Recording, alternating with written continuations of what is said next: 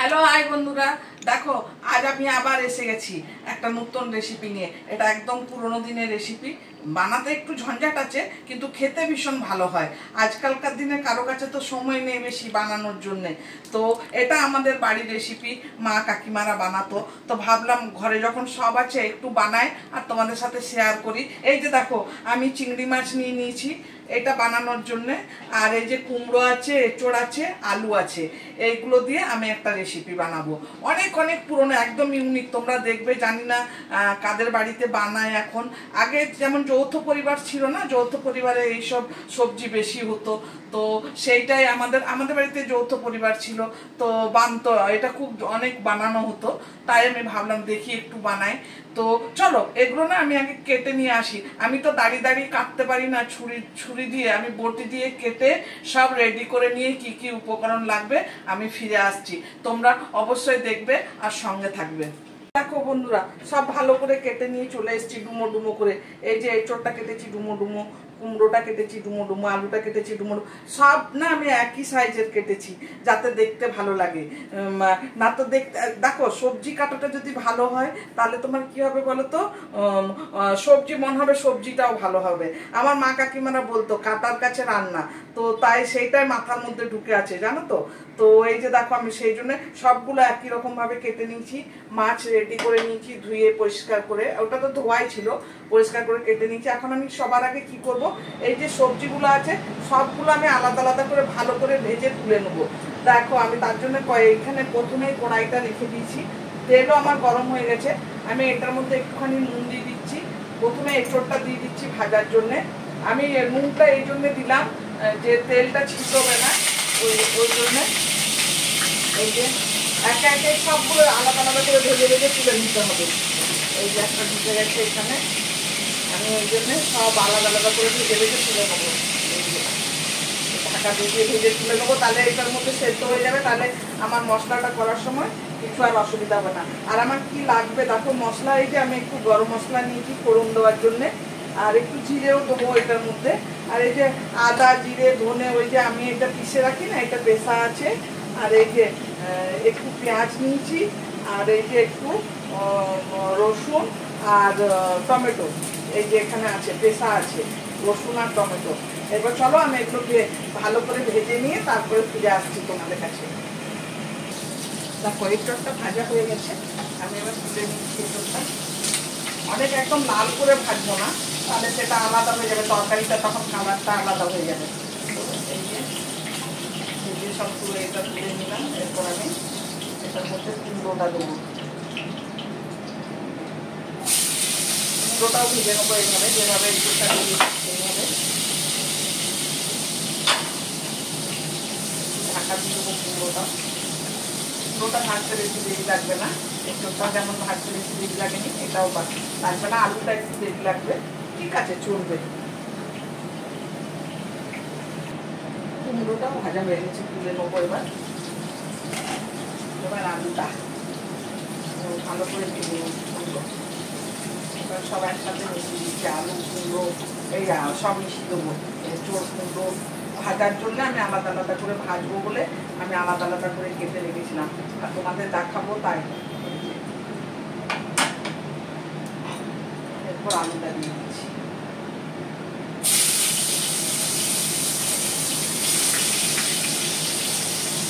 নিয়ে ঢাকা দিয়ে দেবো। আলুটা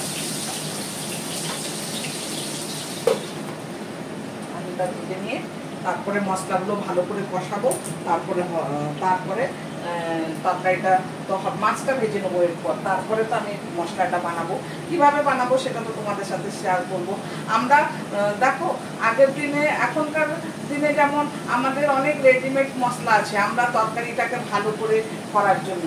আগের দিনে তো এইসব মশলা ছিল না, আমাদের মা কাকিমারা যেটা দিয়ে বানাতো, তার কি দিয়ে বানাতো, এই সেই আদা পেঁয়াজ রসুন আর ওই যে গরম মশলা, আর এর আগে তো কিছু ছিল না ওনাদের কাছে। কিন্তু তাও তো আগের দিনে যে রান্না তার এখনকার দিনে রান্নাকে দেখা দেয়, বলো তুমি সেটা। সেই জন্য তো সেটা একটা মা কাকিমাদেরও হাতের গুণ ছিল। তো আরেকটা বলবো, আমাদের বড় ফ্যামিলি ছিল তো, দাদু ঠাকুমা সবাই ছিল, ধরো সব ছিল। তো ওনারা কি বলতে জানো তো, তোমার রান্না, আমরা বলি মশলাতে ভালো হয় না, ভালোবেসে যদি রান্না করো তাহলে তোমার রান্না ভালো হবে। তো যাই করবে ভালোবেসে করবে। আমি কিন্তু রান্নাটা ভালোবেসে করছি। দেখো তোমরা অবশ্যই বলবে ভালো হচ্ছে না খারাপ হচ্ছে। না তোমাদের ওটা কমেন্ট করে বলো তোমরা। যদি তোমাদের ডিসলাইক হয় তাও আমার কিছু হবে না, তবুও তো আমি শিখবো। হ্যাঁ, আমি আমার কোথাও হয়তো ভুল হয়েছে, তোমাদের ভালো লাগেনি, সেটাকে আমি আবার ঠিক করার চেষ্টা করব। অবশ্যই তোমরা কমেন্ট করে বলবে, আর যদি ভালো লাগে বলবে তাহলে আমার তো ভালো লাগবে, সেটা তোমরা জানো সবাই। চলো আলুটা ভেজে ফিরে আসি। এই যে আলু আমার একদম ভাজা হয়ে গেছে, দেখো আলুটাও হয়ে গেছে। আলু তুলে নিচ্ছি।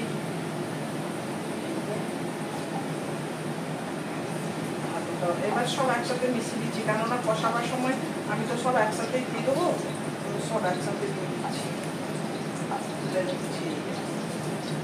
তোমাদের দেখায় ভাজার পরে কত সুন্দর দেখতে দেখতে হয়েছে সব, দেখো এই যে দেখো ভাজাটা দেখতে কত সুন্দর লাগছে, দেখেছো কত সুন্দর ভাজা হয়েছে, কত সুন্দর একদম ধরো 50% হয়ে গেছে ভাজা। এবারে কষাবো তখন একটু হয়ে যাবে, ব্যাস। এই যে তেলটার মধ্যে আমি এবারে মাছটা দিয়ে দেবো। এই যে নুন হলুদ সব দেওয়া আছে মাছটা। মাছগুলো না অনেক বড় বড়, দেখো দেখাই তোমাদের কত বড় বড়।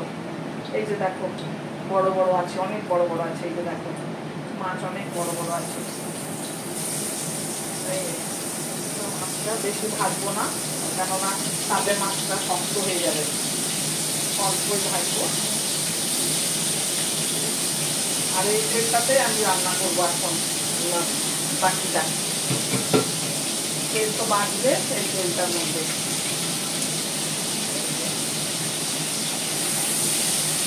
ফটাফট এটা হয়ে যাবে ভাজাটা।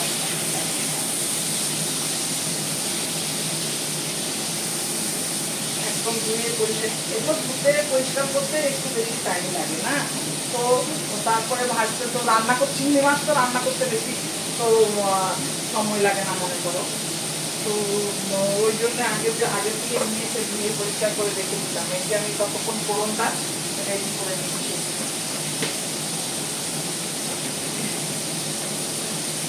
মাছটা আমি ওই সবজিটার সাথে মেশাবো না, মাছটা আমি আলাদা করে তুলে রাখবো। তো সেই জন্যে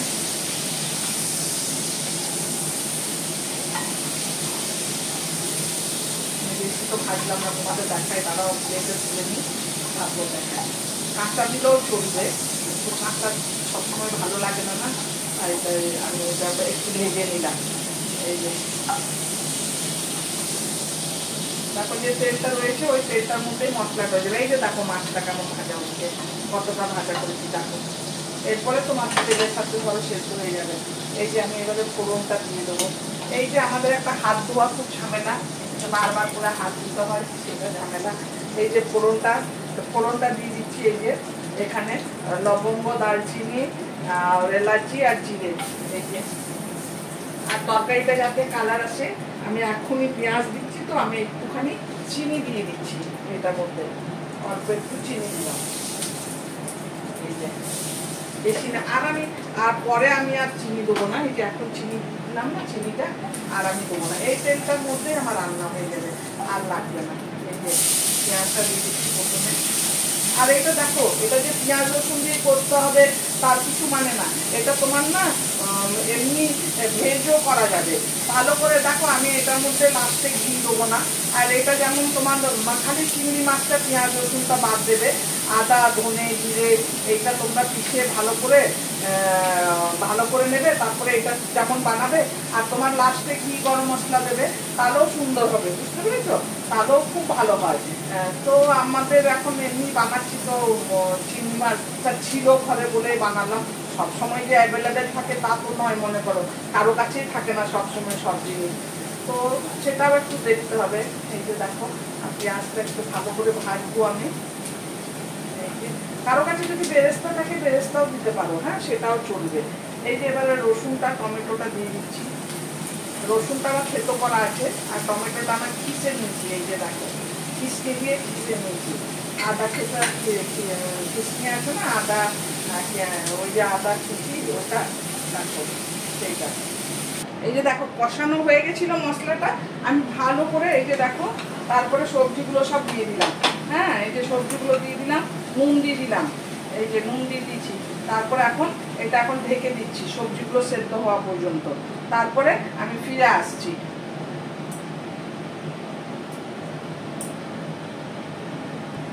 এই যে দেখো এটা কষাতে দিচ্ছি, এই যে দেখো আস্তে আস্তে এটা সব তেল ছাড়তে আরম্ভ করেছে। হ্যাঁ, বেশি তো তেল দিইনি, তোমরা তো দেখলে যে তেলটুকু ছিল সেই তেলটাই দিয়েছি। এই যে দেখি এগুলো সেদ্ধ হয়েছে কিনা। আমি ততক্ষণ তোমার গরম জল করতে দেবো। হ্যাঁ, গরম জল, এটা গ্রেভি তো একটু গরম জল দিতে হবে। তো এটা আমি আবার ঢেকে দিচ্ছি, ততক্ষণ গরম জলটা চাপিয়ে দিচ্ছি। এই যে এখানে গরম জল চাপাবো। লাইটারটা নিয়ে আসি, লাইটারটা সব কোথায় রাখি ঠিক থাকে না। এই যে গরম জল, কেননা গ্রেভিতে গরম জল দিলে ভালো হয়। এই যে গরম জল দিলাম, করতে দিলাম। এবারে গরম জলটা দেবো এটার মধ্যে, ততক্ষণ আমার সবজি একদম ভালো করে সেদ্ধ হয়ে যাবে। আর দেখো এটা না চাইলে নিরামিষ তো রান্না করতে পারো, ঘি গরম মশলা দিয়েও খুব ভালো হবে, বললাম তো আমি। তো ঘি গরম মশলা দিয়েও ভালো হবে। যারা মাছ খাবে না, মনে করো চিংড়ি মাছ খাবে না বা নিরামিষ খাবে না বা পেঁয়াজ রসুন খাবে না, সেদিকে তোমরা এটা এরকম নিরামিষও করতে পারো, নিরামিষও খুব ভালো হবে। এঁচড় কুমড়ো আর আলু দিয়েও খুব ভালো হবে। এই যে তখন একটু ভালো করে ঘি দিয়ে দিতে হবে, তাহলে ভালো হবে। যে আমার সব সেদ্ধ হয়ে গেছে, এঁচড় সেদ্ধ হয়েছে, আলু সেদ্ধ হয়েছে, কুমড়ো সেদ্ধ হয়েছে, সব হয়েছে। এবার আমি মাছগুলো দিয়ে দিচ্ছি। এই যে মাছগুলো দিয়ে দিলাম, এরপর জলটা দিয়ে দেবো। আমাকে সাড়ে শিখে দাও তো।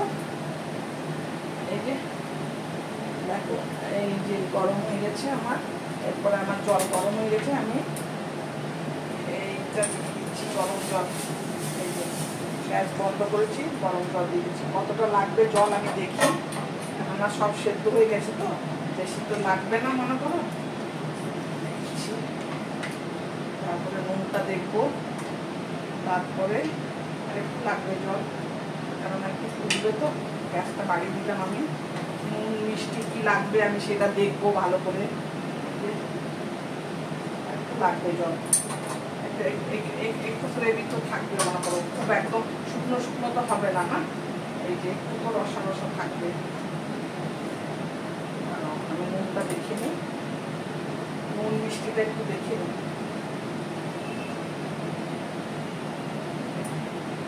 না, কিচ্ছু দিতে লাগবে না, সব একদম পারফেক্ট আছে। দেখো এতদিনের এক্সপিরিয়েন্স তো একটা বলে তো কিছু জিনিস আছে, তো সেটা তো কাজে লাগে। এই যে একটা ঢাকা দিয়ে দিলাম, দেখো ঢাকা দিয়ে দিলাম। এটা আমার এইভাবে 5 মিনিট হবে। 5 মিনিট পর আমি গ্যাসটা বন্ধ করে দেবো, একদম পারফেক্ট হয়ে যাবে। যদি কেউ চাও, ভালোবাসো, তাহলে আবার একটু গরম মশলা দিতে পারো, একটু ঘি দিতে পারো। আমি কিন্তু এটা আর বেশি রিচ করবো না, কেননা অলরেডি আমি সবজিগুলো ভেজেছি তেল দিয়ে, সব ভাজা আছে আমার, তেল দিয়ে রিচ তো হবে। তারপরে এত কিছু মশলা দিয়েছি, তো গরম মশলা তো প্রথমেই আমার দেওয়া আছে, তো আমি আর কিছু দেবো না। এটা এইভাবেই আমার থাকবে। তো আমি তোমাদের সেটা দেখাবো। আমার এটা রেডি হয়ে যাক, চিংড়ি মাছটা সেদ্ধ হয়ে যাক, তারপরে অনেক বেশি সেদ্ধ করবো না, কেননা চিংড়ি মাছটা তাহলে শক্ত হয়ে যাবে। এই যে দেখো আমি আদা জিরেটা তুলতে ভুলে গেছি, আদা জিরেটা এখন তুলে দিই। এই যে কালকে আবার কাজে লাগবে, তাই আমি আবার 5 মিনিট পরে ফিরে আসছি। ততক্ষণ আমার তরকারিটা একদম ভালোভাবে হয়ে যাক, তারপর তোমাদের দেখাচ্ছি। এই যে দেখো বন্ধুরা, আমরা তো এঁচড় চিংড়ি তো সবাই খেয়েছি, কুমড়ো দিয়ে কোনো কেউ বানিয়ে খেয়েছি কি? যদি তোমরা খেয়ে থাকো তাহলে তোমরা কমেন্টে বলবে, আর আমার রেসিপিটা কেমন লাগলো অবশ্যই তোমরা কমেন্ট করে বলবে। আর যদি ভালো লেগে থাকে তাহলে তোমরা লাইক করবে, শেয়ার করবে, আর নতুন বন্ধু যারা দেখবে তারা সাবস্ক্রাইব করবে। চলো আজকের মতো আমি যাই, কাল আবার আসবো অন্য কোনো রেসিপির সাথে। বাই।